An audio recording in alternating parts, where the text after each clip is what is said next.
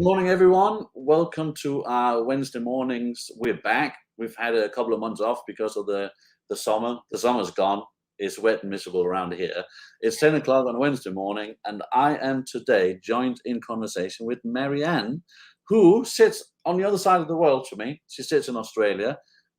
She's very kindly, it's either late or early, she'll tell us, but she's very kindly agreed to join me today to try and give us a feeling of what it's like being the mother of a proper racing driver, I have to say. I can say that because I was driven around by him yesterday and it was terrifying. But Mary-Anne, good morning. Thank you very much for joining us. Please tell the world who you are and the wonderful life you live. My name's Mary-Anne Danaher. I currently reside in Perth just since a couple of months again, and I am mum to Bart Horsten, who is currently an F3 driver and will hopefully continue to be an F3 driver, who is living in the UK.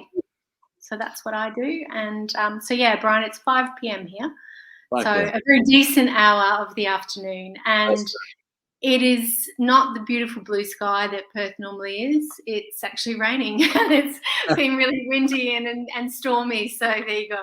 So One cloud that doesn't engulf the globe at the moment.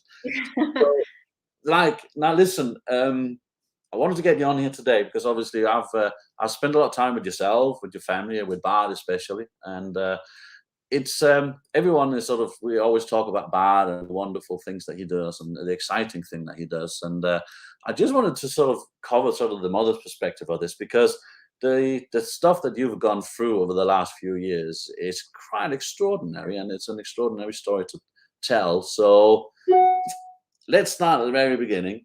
Bart shows very great talent as a racing driver. You all live in Australia, happy, wonderful life as a family as you do.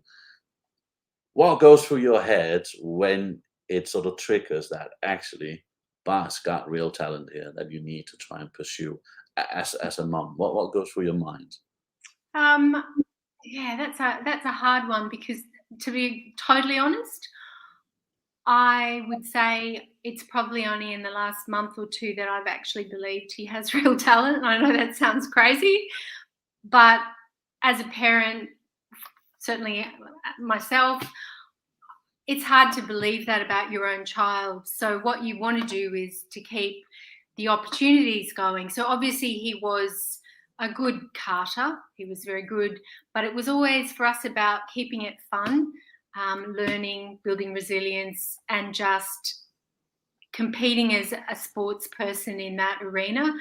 And so I guess we never really took it that seriously because a lot of people would normally leave Perth and go to the East Coast and kart over there, or then they'd go and do international karting. But Bart never did that. We just kept it local within our state. So I think he went to cars in about, I think it was 2017, and late 2015 had his first drive in a Formula Ford here. He loved it. How old is Bart at this point?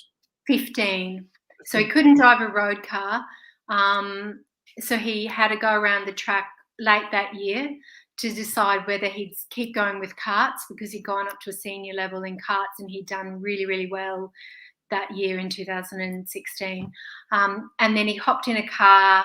And it's interesting because some kids love karting. They keep going in karting and they do it as a hobby or, at a club level or a national or go international.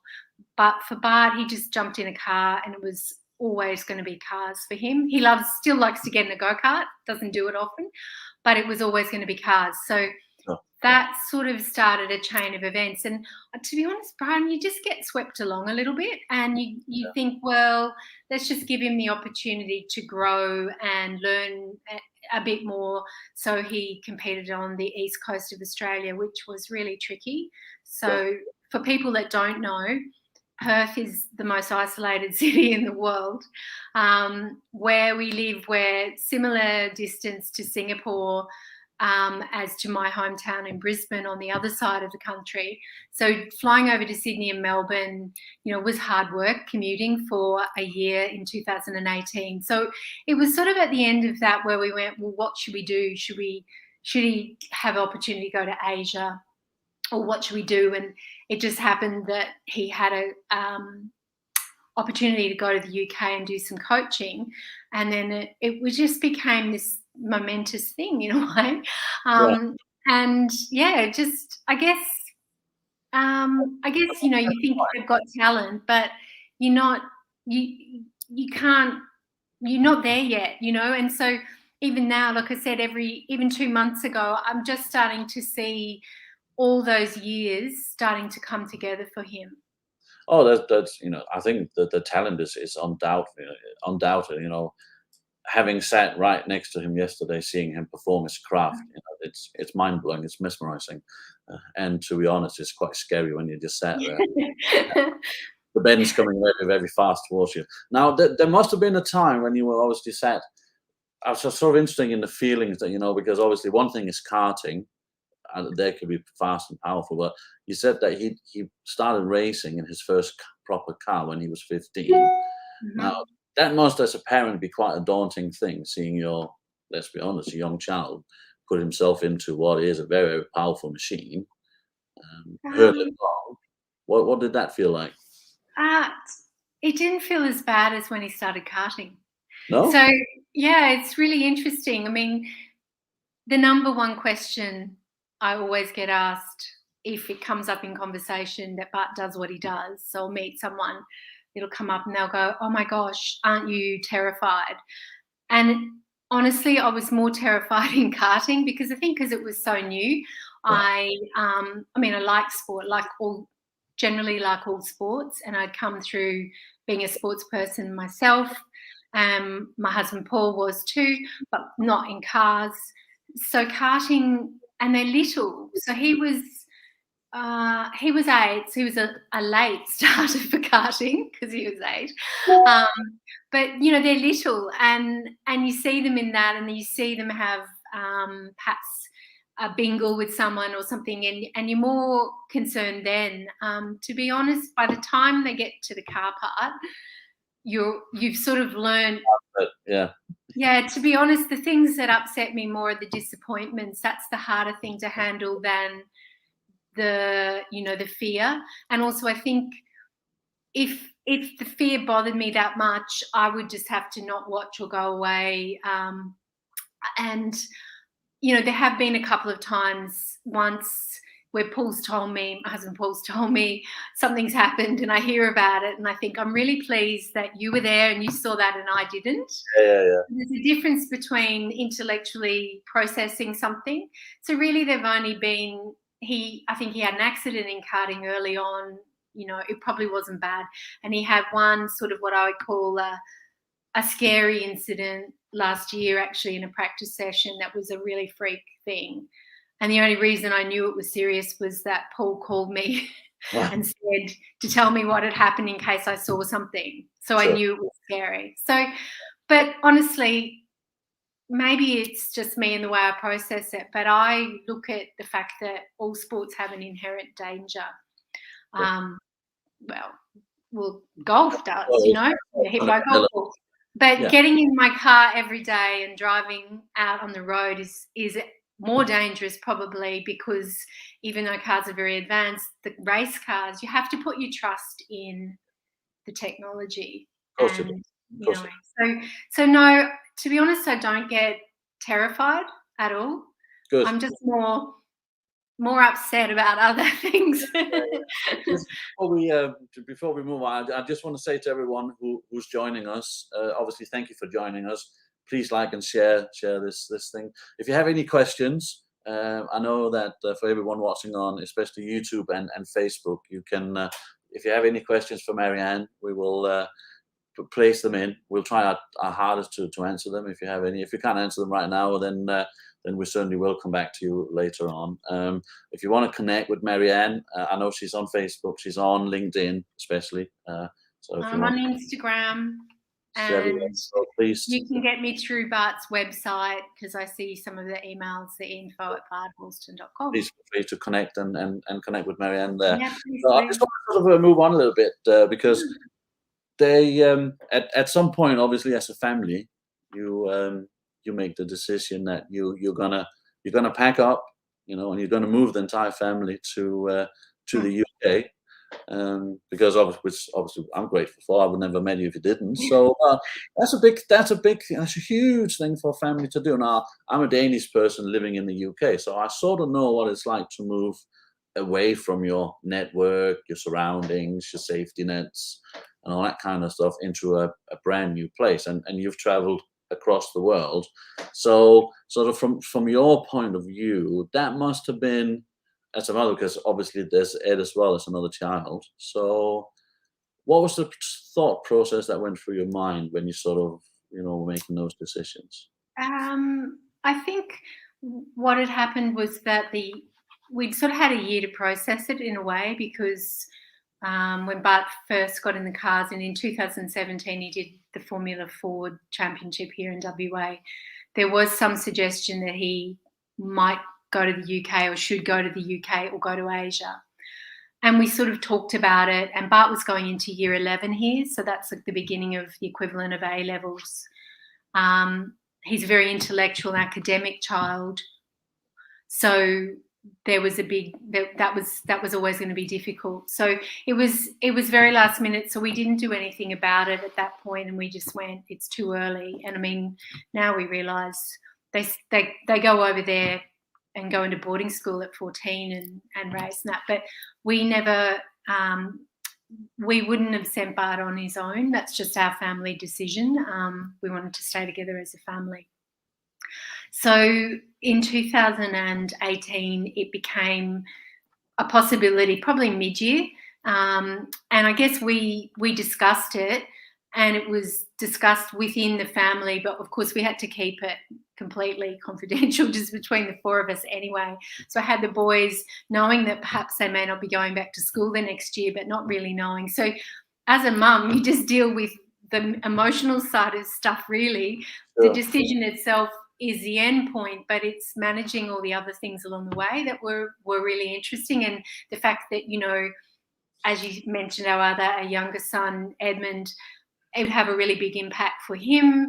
Would he be happy? So it was a real process. And in the end, because we've always done things pretty much in a family kind of meeting, we had a few discussions, and we had a final discussion, and really it was up to Ed to cast the final vote to decide whether he would go and live in the UK and sacrifice his social network and what he was doing for his brother.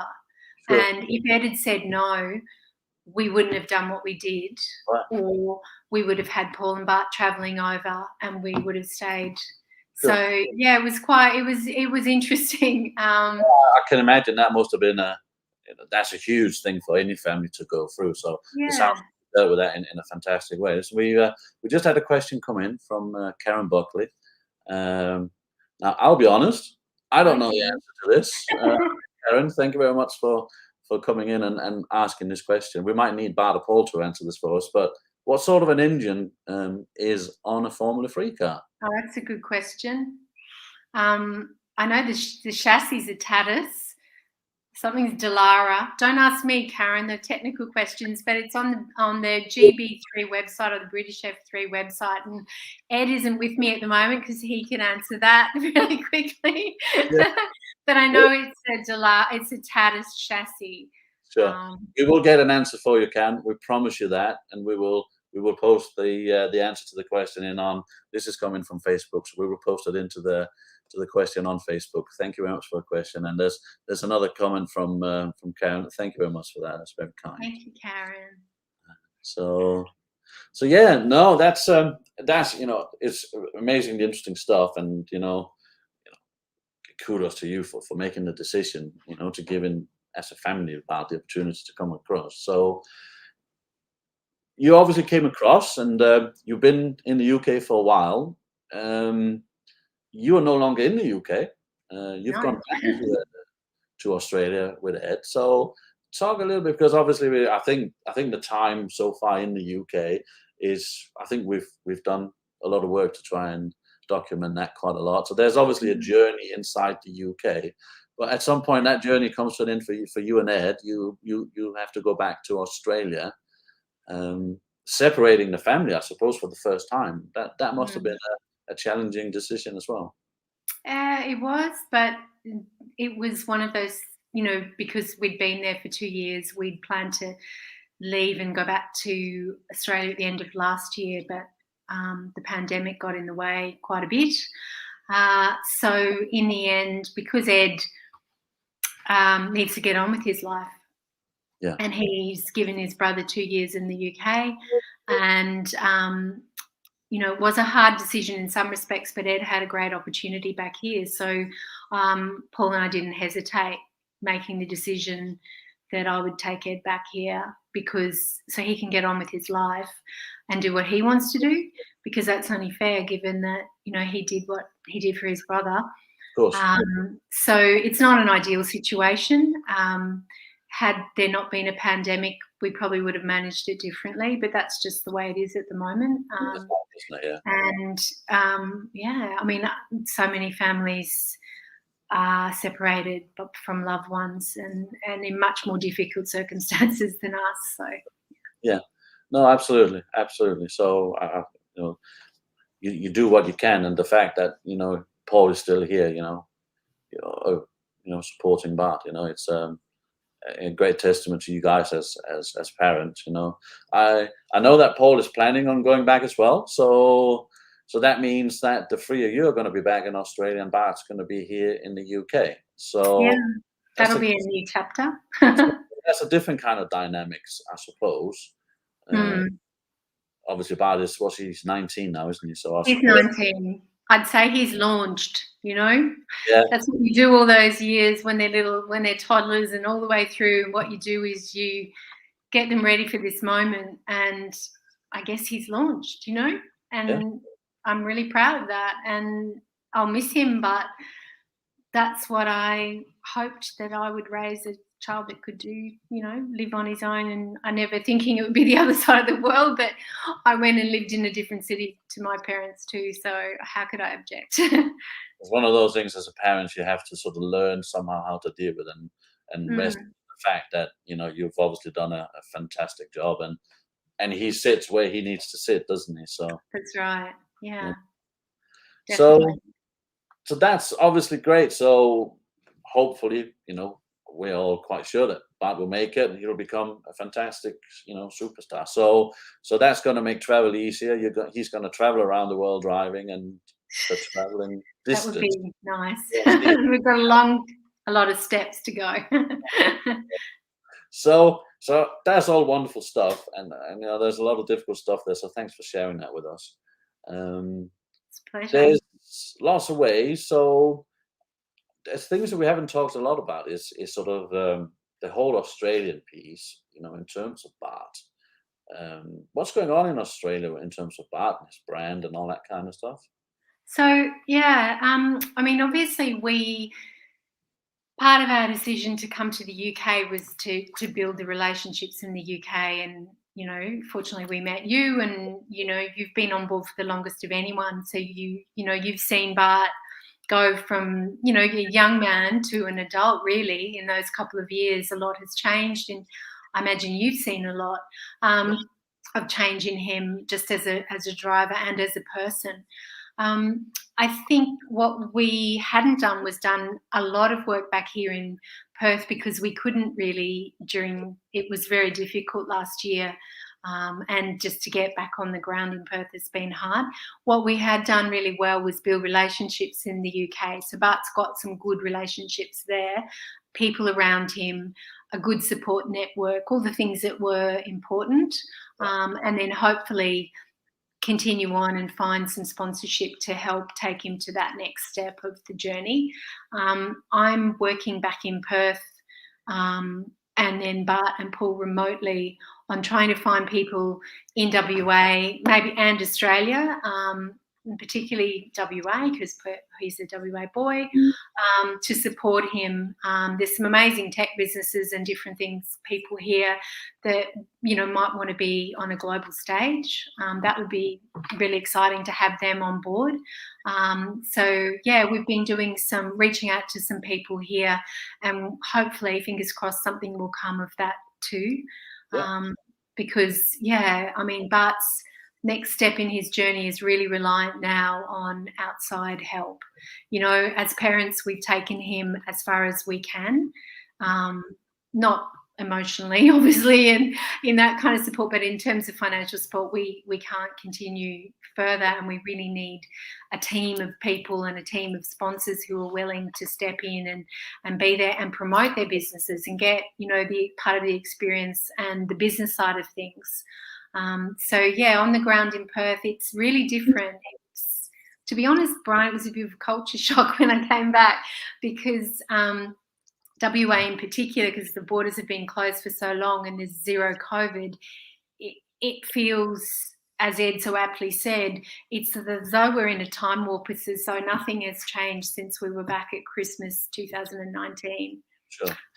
So it's idyllic. It's wonderful. It's a great place. The economy is going really well.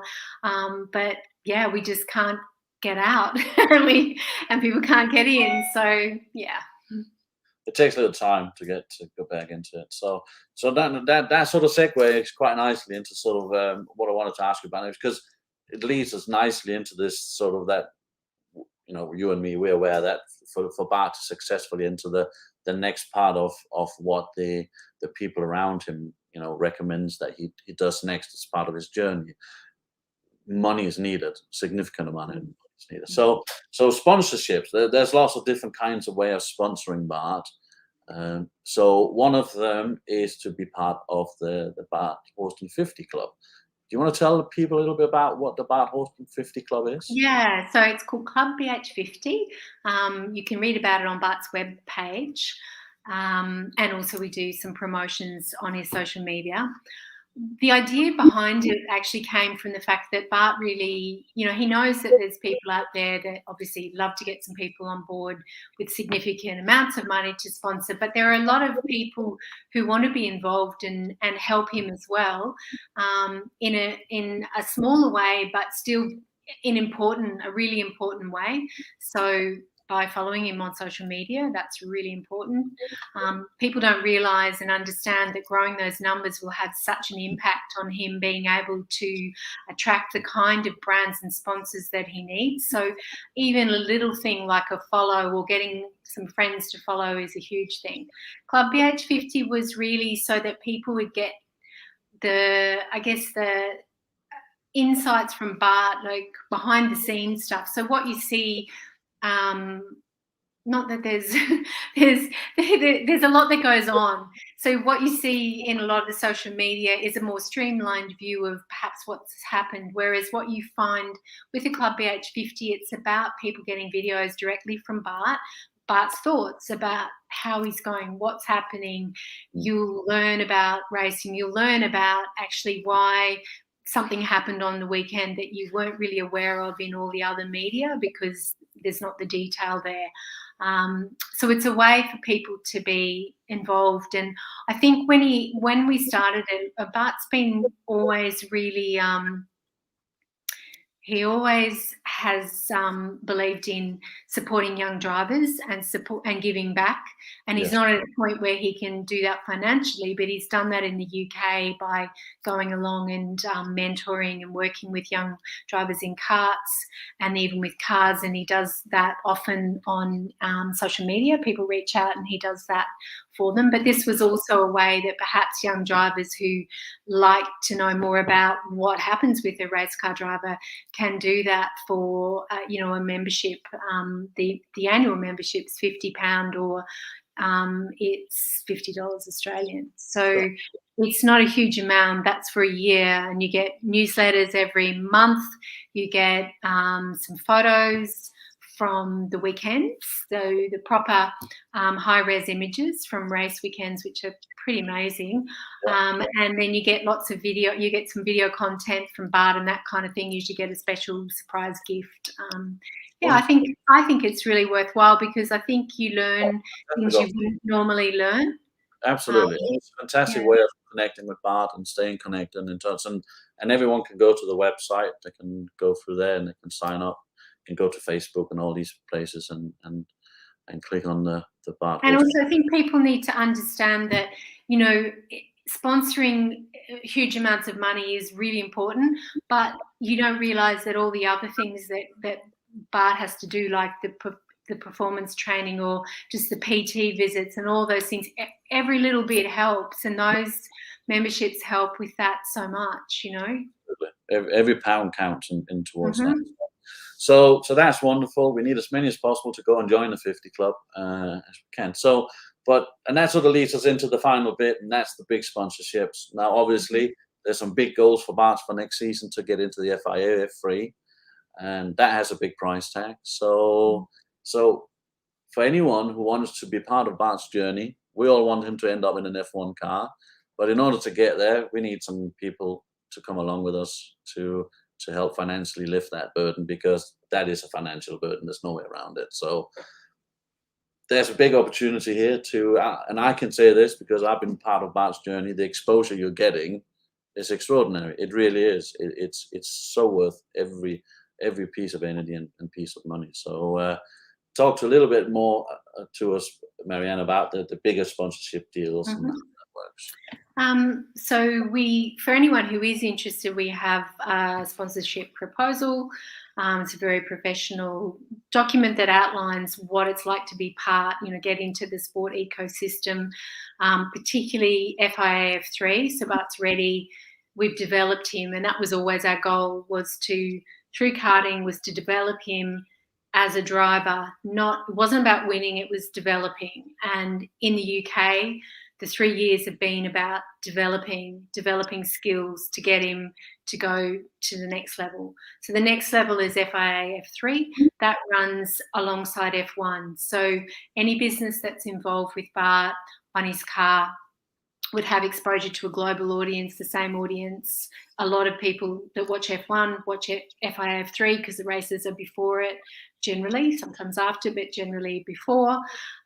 So that's an amazing opportunity. Also, depending on the kind of packages. So we have packages that start at £10,000 and then they go up from there. And also the price is indicative in pounds. It can be in Aussie dollars, it can be in euros. It doesn't really matter wherever your business is. So we have opportunities to go into that paddock, to have tickets to the races, to be in the F1 paddock, to do business, to do B2B. Amazing opportunities, one-of-a-kind opportunities there. Then we have other events and things we run. You went to an event yesterday, Brian. It was a track day. It was an exclusive track day. So we have things like that where you can do, drive a car with a driver coach. It's just amazing opportunities. It really is. Still today, my brain is frazzled that I was next to Bart and he was telling me, sometimes pushing the steering wheel. I know, I've been chatting the whole time. There's great social media opportunities. So Bart's really got a lot of interaction, certainly on his Instagram account, and he's starting to build up other areas.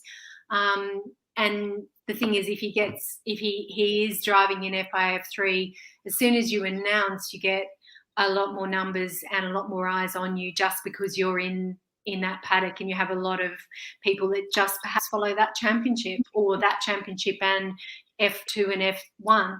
So there are great opportunities. So there's obviously opportunities to be on the car, to be on the suit, to be on Bart's helmet, for mentions on his social media.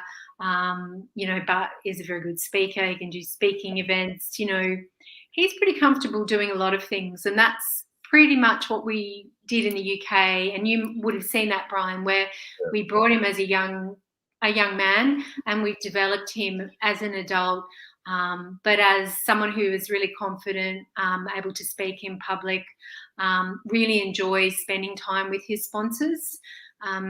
Our sponsors, we've been very fortunate, and we've had really good personal relationships with our sponsors, and that's just the way we like to do business.